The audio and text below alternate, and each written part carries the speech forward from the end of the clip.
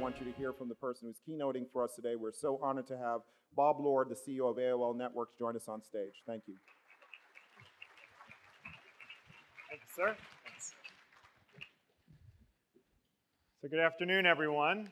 I love following right after lunch, so I hope to entertain you a bit as I speak. Very excited about being part of a company that is disrupting a marketplace. There's not many times in your life that you can sort of be part of a disruptive force. And I believe at this moment in time, we have the obligation to disrupt the marketing world.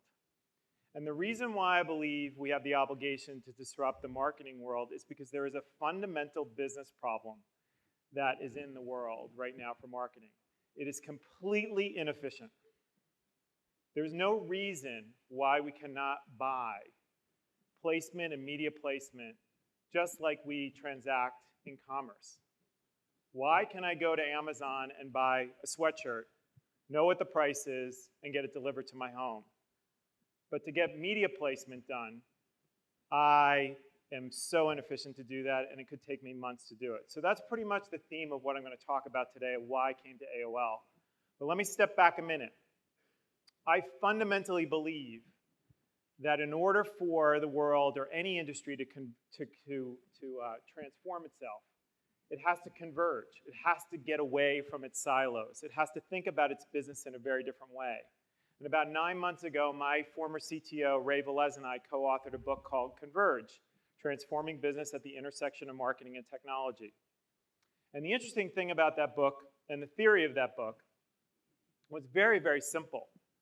And it was over 10 years of us working together and our frustration of working with brand agencies and understanding that they worked in silos. The media group and the data group didn't talk to the creative group. And the creative group didn't talk to the technology group. And God forbid they ever got in the same room in a year. The CMO and the CIO didn't know each other. But when you looked at companies that were really innovating in their space and really transforming their models, they were the companies that broke down those silos and thought about media, data, technology, and creativity in a very different way. But what made the change happen in the last 18 months, actually 2 years? Well, the reality is in the media world, the consumer got a voice. Okay, oh my God, now I'm not going to tell you it's good for you to smoke. You may talk back to me and tell me that it's not good for me to smoke, and what the hell do I do with that information?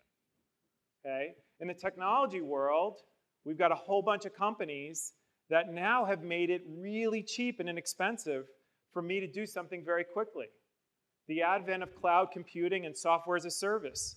No longer do I have, the CMO had to write a paycheck, his whole budget line out to the CIO to get a server instance spin up to do a campaign. And oh, by the way, I'm not sure if I spun up that server instance, is the campaign actually going to work for me? Now all I have to do is pick up my Amex card, call Amazon Web Services, and within 24 hours I have an instance spun up, and I can run a campaign. I now have new tools as a CMO I've never had before. So those worlds start to come closer together. And oh my God, the creative world. You mean the ECD, the Executive Creative Director, isn't the only person to have a great idea? It can actually be a technologist because they know Google Mashup better than anyone else, or they know something about programmatic and A/B testing on my creative to see whether or not the user is actually going to respond to that advertisement. That whole world is in an evolution right now, and it's changing dramatically. So the creatives are no longer kings. Actually, creativity can come from anywhere. But the more important thing is, how do you actually bring those three worlds together? And I believe, and Ray and I both believe, that to think about those worlds concurrently really will transform change. So when we think about convergence, we think about creating new brand experiences, thinking about media and data, thinking about technology, and thinking about creativity at the same time. Actually, I would even assert to you, in the last 50 years, from a creative standpoint, we've been coloring in black and white. When we start to think about technology as a palette, and we start thinking about data and information as an information need, we finally start to color in color. So let's go back to Henry Ford. Because convergence has happened many, many times before, and these are only two examples. back in the automobile industry in the 1900s, Henry Ford created the assembly line. He realized by looking out in the farms of Michigan that the farmers were using technology and scale to harvest crops. So why couldn't we do the same thing in the automobile industry? And when you look at it, when the Model T hit the marketplace, you started to see scalable solutions in the automobile industry. In the 1900s, look at what happened in the financial services industry. You and I right now would never, ever think, 1900. You and I would never, ever think right now to go out and call our broker and ask them to trade a share of Apple. Or, God forbid, fax in an order, which I lived in that time, where you actually had to fill out a form and ask your broker to trade a stock for you. Right now, we just go online and do that. But at the time, at the moment of time, everybody thought the trading systems, those guys with paddles on the floors down on Wall Street trading shares, they actually thought that their jobs were at risk. The reality is, in both industries, we got rid of the mundane tasks that were happening either in the auto industry by assembly lines or in the financial services industry through trading, through automation, which made those industries much more profitable and much more successful than they had been before. So now let's turn to our problem that I believe we're solving in the marketing world, and here it is. So we've got $100K in 3 months to drive as many people to backtoschool.com as possible. Too easy. We'll need at least 4 DSPs plus retargeting, verification, optimization, social, video, a couple of these guys here, and media, which means this, and maybe a partridge in a pear tree, which is about right since it'll be Christmas by the time we're able to promote a back-to-school sale with the $35K we have left if we even get paid. Ugh. We've all been there, right? My God, it's crazy. It is absolutely nutty, okay? And we all know that it is an inefficient system. And the reality is we're moving into a world where platforms, moving from feature companies to platform companies to solve this value equation is a real business problem that we need to solve. We call it the technology tax. Okay, and it's pretty simple. I've got an advertiser. They want to spend $1. They want to reach an audience. Okay, what happens through this ecosystem in the LumaScape, which we all know very well, every LumaScape company that's in the middle here takes a little piece of that because they have overhead, they have people. We all have to commit as an industry to help to create an ecosystem and a platform that will allow publishers to get more money at the other end or allow agencies to focus on what they need to focus on, which is creativity and content. We've got to make this ecosystem much more efficient for us and get away from the technology tax.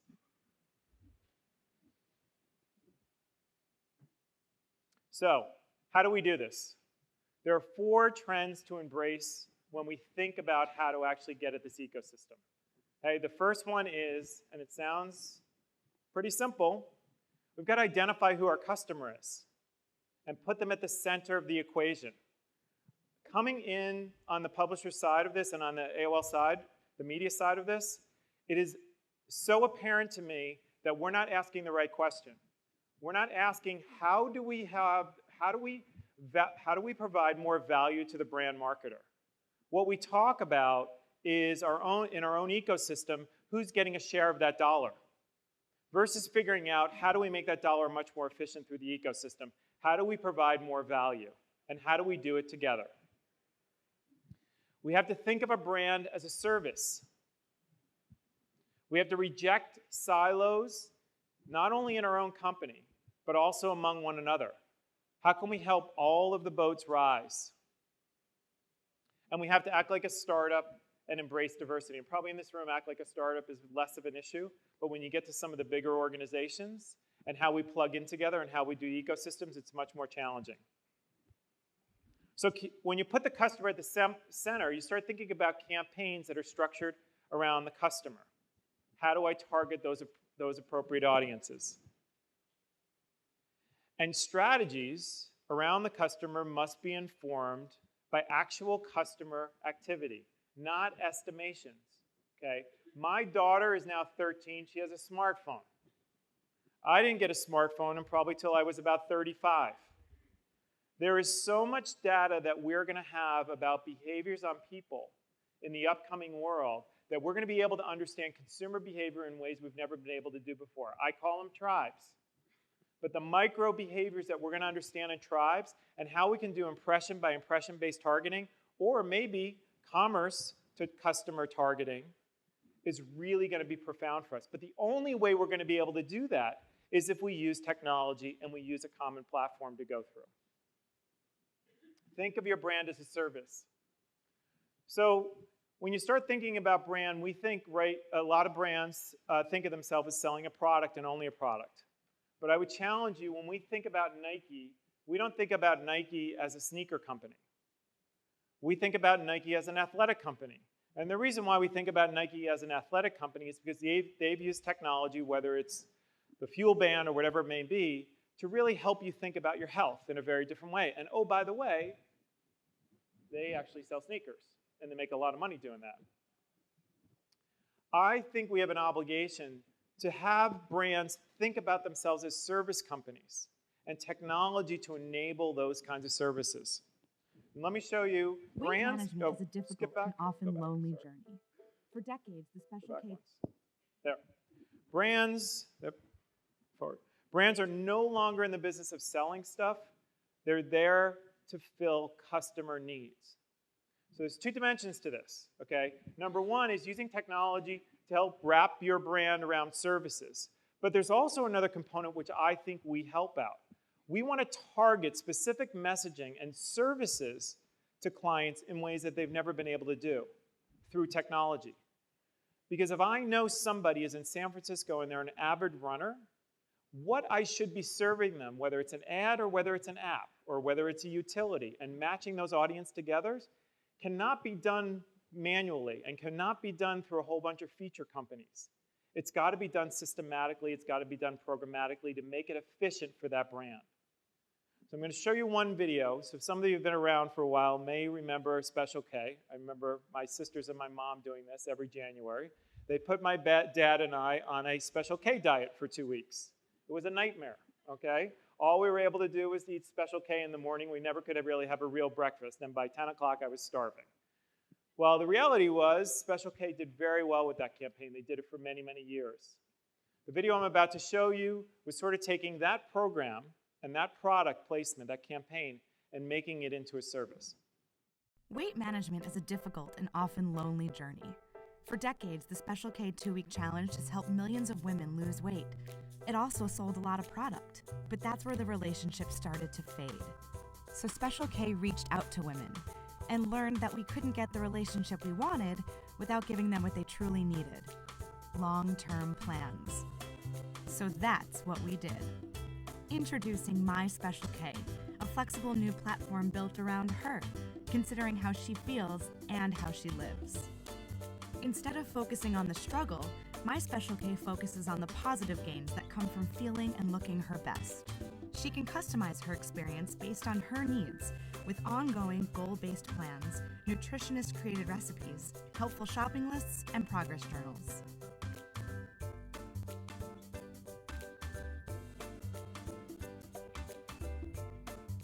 And no matter where she is, she can access My Special K to help her stay on track. The expanded community offers even more ways to engage. She can get encouragement from others who relate and access more relevant brand content, like Tracy's Journey, a web series following a real woman through the challenge. To encourage signups, TV spots and in-store displays encouraged women to think beyond losing pounds to those positive gains that come from success. And targeted digital media spoke to feelings about weight loss during the resolution season.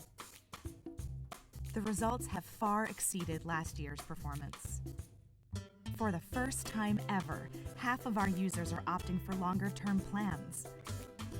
And the longer a woman engages with a plan, the more she'll spend on Special K products.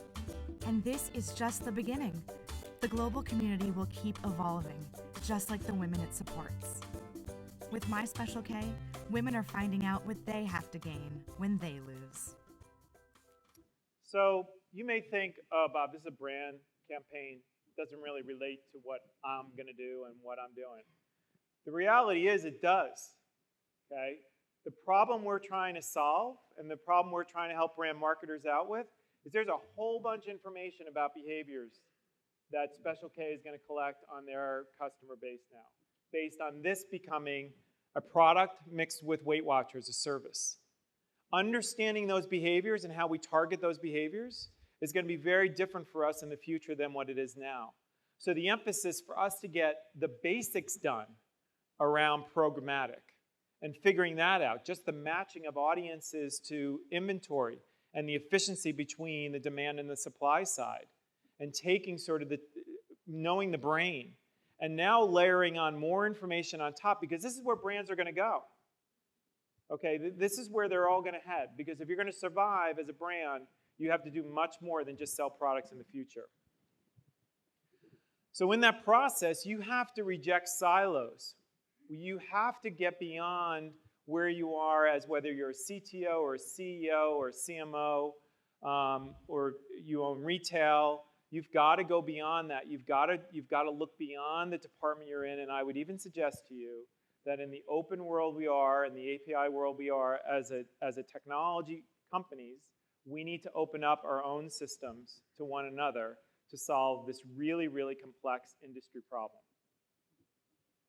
So then when you relate it to data, programmatic does this for us, right? We all know this is just desktop impressions, smartphone impressions, tablet impressions. I could never do this manually.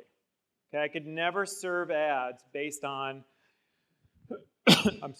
based on device usage. Technology and algorithms are the only way to be able to solve these problems. And these problems are only going to get more complex because all this is only one-dimensional. This is only where am I actually viewing and where is my usage. What happens if I start overlaying behavior? What happens if I start overlaying context?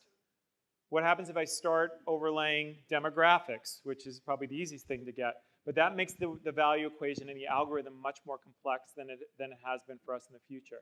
And I'm telling you, brands are going to be demanding that. We have brands like Procter & Gamble that are deciding to do their own programmatic platform. I'm sure you've all heard about it. Okay, they're out there trying to do their own platform because they want all the information. They want to get very sophisticated in this.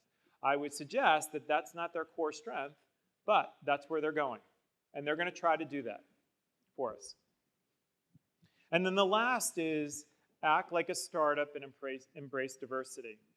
So where we found companies who are really innovative is they're quick. They try things. I'd encourage us all to sort of pilot things together. Open up our platforms, experiment together, try things together so we can solve this problem. And where that happens, you find innovation, you find pockets of innovation. And then embracing diversity, go beyond sort of our own communities and talk to people in the marketing ecosystem. And what problem are we trying to fundamentally solve? And hopefully I've communicated to you what I believe the problem is. It's an efficiency and a data problem.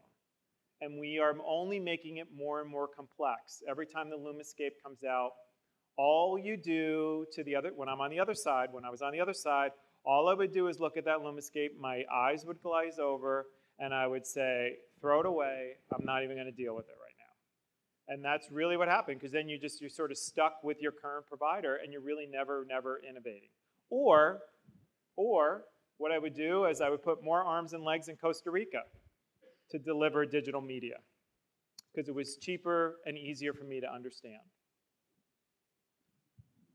So we need to move from features to platforms. We need to have goals. The goals we're after, we have to move beyond these tech features. We have to think about how we're connecting into a platform, from a performance network to retargeting to the DSP to the SSP. When you think about programmatic brand platform, these are the components that we're thinking about at AOL. We're thinking about measurement. We're thinking about, for campaigns, what are the real measurement aspects you're after? When you think about, the poor CMO who has an objective for TV buying, and they want to get to the male audience that is, 15 to 25, by the time that buy is done, they're down to a DMA. There's no rhyme or reason. But the real measurement that the CMO wanted is never really validated through TV. I would suggest to you it's cobbled together and digital. So we've got to fix that. We've got to fix that problem around ROI and sort of campaign measurement. We've got to plan intelligently. I think that the craziness or the arbitrary nature around how we plan and how we optimize has got to go away. When you think about the large media companies, there are just lots and lots of people doing plans, and they're arbitrary on how they start. The media mix model process needs to be thrown out. When you optimize real time, there's no reason for a plan. Yes, I can have a starting point, but there's no reason for a plan, because if I have automatic optimization and I have automatic simulation and predictability, I can optimize that plan real time. And as TV becomes more interactive, we're going to be able to use those units in our mix and modeling plan also. And then we execute programmatically based on that schema. We measure it, and then we get smarter, and we feed it back to the beginning. And at AOL Networks, we're creating a single platform, an open single platform. And that's why I put all the little dots around there, right? It's not to say this is the only thing. There are lots of components that'll plug in. So on the advertiser side, from a content side with AOL, properties, the HuffPo, and then our open AdLearn platform and our marketplace, the idea is to get more efficient in that dollar that advertiser is trying to spend to the benefit of publishers. So publishers get more value for what's being served. So, thank you very much.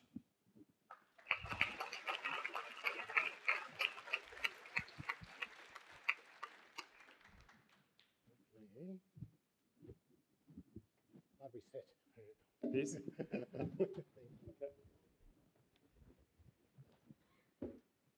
I was told you have lots of questions, so hopefully that trend will continue. I came bearing gifts. Oh, thank you. Good afternoon. My name is Larry Harris. I'm the CMO of Programmatic. First of all, thank you. That was fantastic. Thank you very much. For all of us who've been in digital for a long time, you spoke a lot of truth and appreciate it. And also, if you haven't read the book is fantastic. And I suggest you pick it up. It talks about a lot of the things that we are dealing with today in technology as well as in advertising. I'm going to get right to it. Okay. We sort of polled and got some questions to ask you. You are at one of the most renowned ad agencies in the world. Why the shift to AOL? What attracted you? And in your first 45 days, what have you learned? Yeah, so I get this question a lot. So I guess you could say I just turned 50. I was overseeing almost 8,000 people worldwide in 28 countries, $1.5 billion company, height of my career. I think, I sort of have to go back to the days that I worked at Aquantive. And we have Brian McAndrews as our wonderful CEO. Some of you guys have worked with Brian in the past. And the model that Aquantive created was a really compelling services model with a great product called Atlas.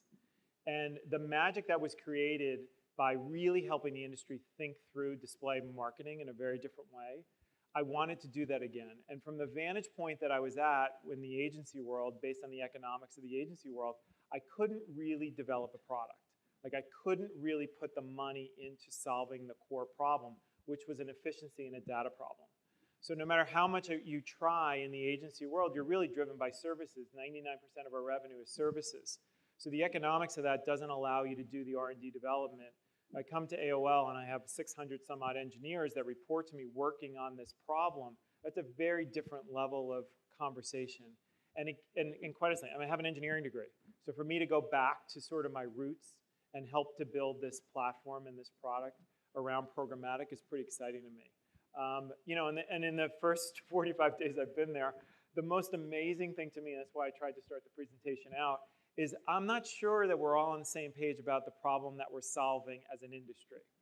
I see it very clearly, and maybe because I came from the other side of the inefficiency side that I was always struggling with, because the client will only give me so many dollars, right, to do my media placement.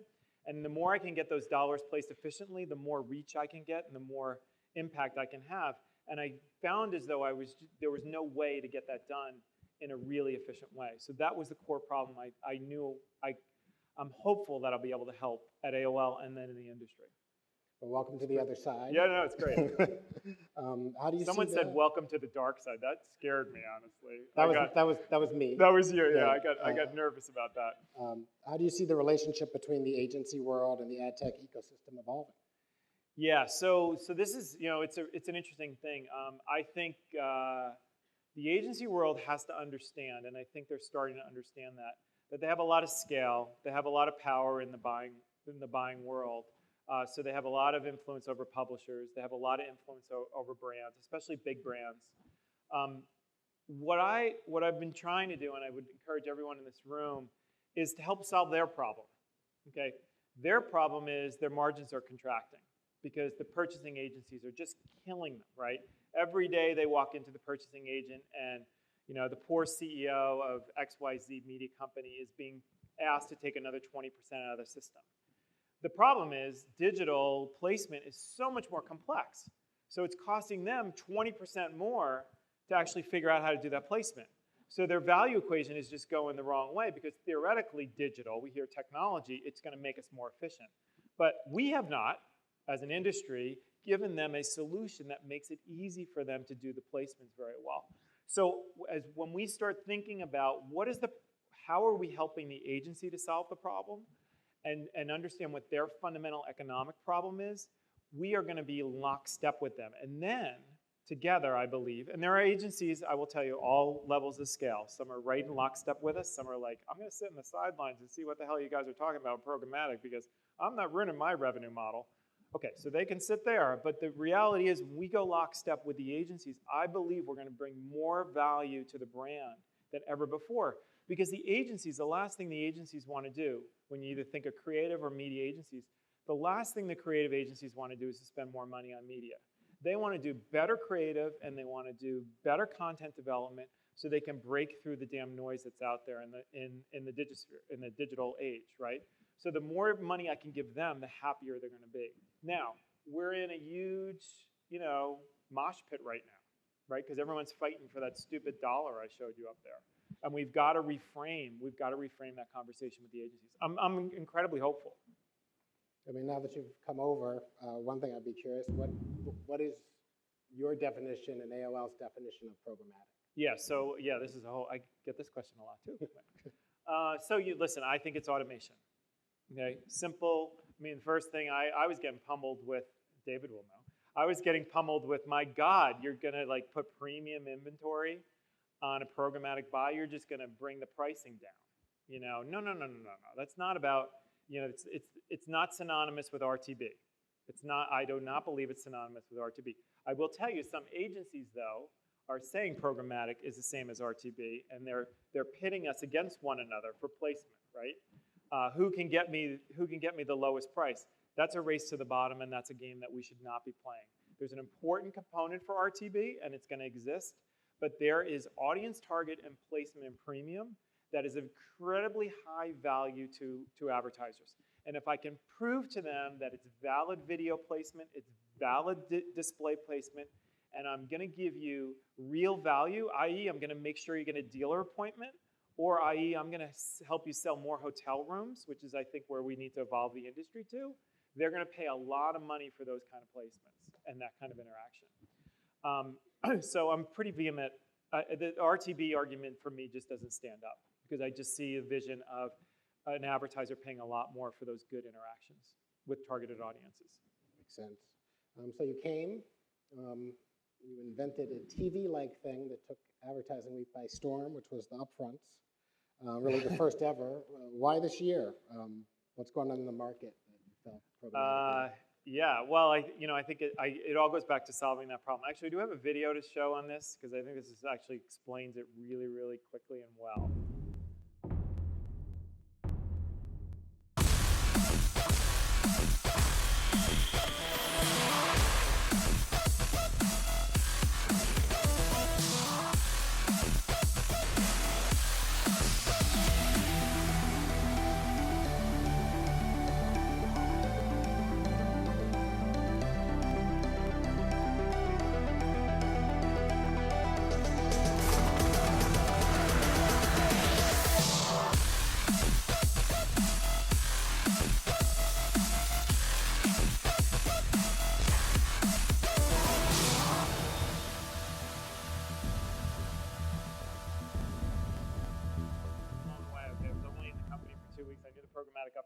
coming, and sort of laid out the agenda. And the expectation was there's 350, 400 people showing up. Bob, this will be a big coming out party. Talk about programmatic. And the response we got to what it meant to be programmatic upfront, and to explain it in a way that wasn't, because remember, most of the audience that we had were agencies, okay, and brand marketers. And to try to get them to understand what we're after is we're after to give you money back so you can throw it back into creativity. And when people started to understand what that is, the requests have come in that have been beyond my expectation about how can you help me save money around targeting audiences. And the response has been phenomenal.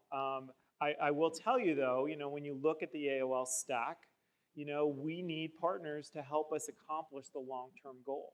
We clearly have the basics. You're going to hear me talk about open APIs and being an open ecosystem. If a client already has, whether it's a targeting system or whatever, we're going to go in and we're going to plug that into our platform. So part of this is being open to solve this big problem that's out there. And I think marketers, know it's an issue and they want it solved, and they're looking for people to be honest and open about what are the inefficiencies in the marketplace. And I think where people are going to jump on. So it's pretty exciting. Very exciting. I'm a CMO. I care enormously about brands and about the fact that brands make and keep promises. I came out of the agency side like you, was an executive creative director. I care greatly about creativity. I hope I didn't insult you. It's all right. And yet, in an increasingly programmatic world, you coming over from Razorfish, what do you see? Do you still see the value of creativity? Do you still see the importance of that? Yeah, no. Well, actually, we've had many, many conversations around this. And I was on a panel probably about, 5 months ago, and it was to a bunch of creative in the audience, and I was on the panel with a bunch of my peers. And the question at the end was, I'm a new creative person. What is the thing I should understand, and what should I do in my career? And one of the panelists answered, well, you should go back and watch every Mad Men episode from season 1. And I was like, are you kidding me?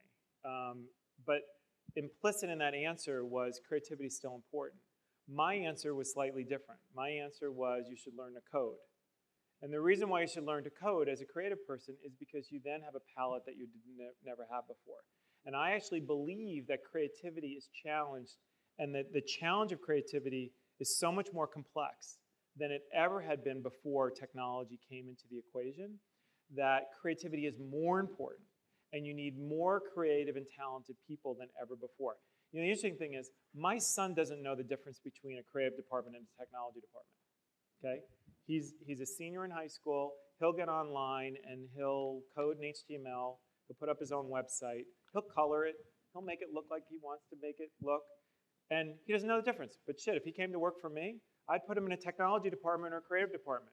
So we're reinforcing these models that the reality is it's a mosh pit right now. And you need people who can think between the lines.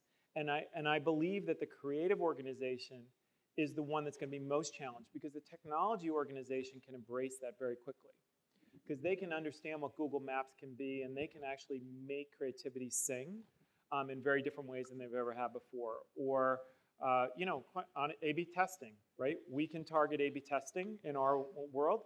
Creatives typically reject that, because you know why? You probably have to do 10 different creative treatments and then narrow it down to the top 2. Instead of just doing the top 2 and you have your preference, you put it in a focus group. Oh, the focus group said this. Well, let me tell you what I think the focus group really meant, that this is my favorite and this is the one that's going to run.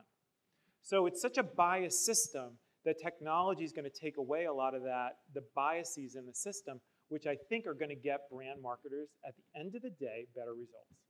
I think you also touched on, my kid is 10 and HTML5 is not a mystery to him, whereas it's still a mystery to me. Yeah, no, right, exactly. Which is great. I have time for one more. I can't even use the clicker anymore. I know. I have time for one more question, which will be on everybody's mind, which is Q4 is usually a great quarter for digital advertising. Any bold predictions for the holiday season? Well, what I can tell you is we have a lot of brand marketers focused in on sort of the shopping season.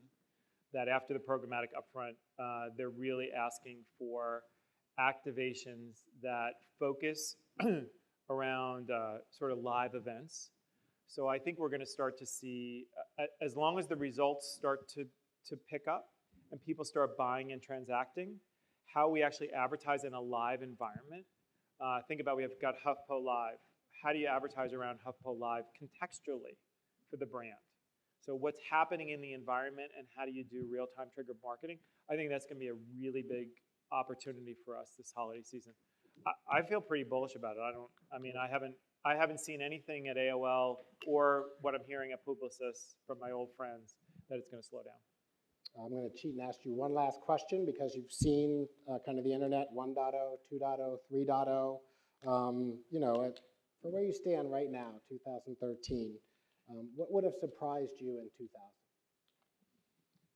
What surprised me back in 2000? Yeah, if you. Oh yeah, no. You know, I think I don't think I've ever. I knew technology was going to have an impact on the industry.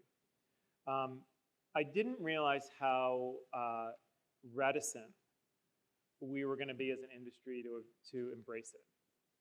And it's really, it's just sort of, it's frustrating to me because, like I was trying to say before, in history, you just see these businesses getting disrupted and these marketplaces getting disrupted over and over through technology. And we still have a ton of resistance in our ecosystem. And like I said, there are agencies very bullish saying, I'm going to sit on the sidelines and wait to see what you're talking about programmatic versus saying, shit, I got to like double down on this thing. And you know what? I really want to learn with you. And this is a client that's out on the edge and they want to figure it out and they want to test it. And we all know, you know, both sides of that equation. And it's just like, it's like back at Aquana when we were trying to do display advertising and I had to beg clients to give me a $100,000 test. You know, it's sort of at that moment. So I'm sort of shocked that technology hasn't been embraced in ways faster within our industry. Well, I certainly can say for all of us at Programmatic, we share your desire to see technology happen faster. I'm excited that you joined AOL Networks and wishing you all the best in driving that growth. Thank you for your time Great. Nope. and for your words of wisdom today. Thank you for having me, guys. Thanks, Larry. Great.